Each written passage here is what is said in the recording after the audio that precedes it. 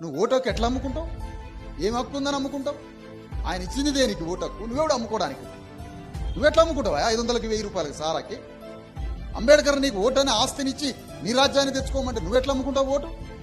అంబేద్కర్ పేరు చెప్పు, ఓటు పలానా అంబేద్కర్ ఇచ్చిండని.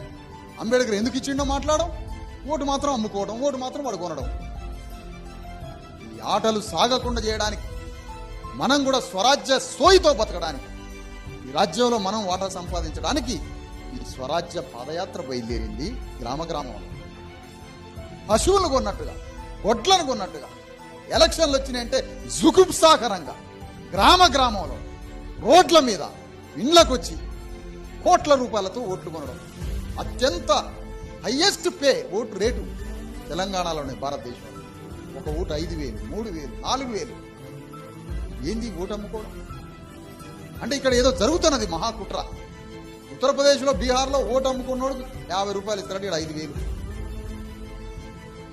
ఏం జరుగుతుంది?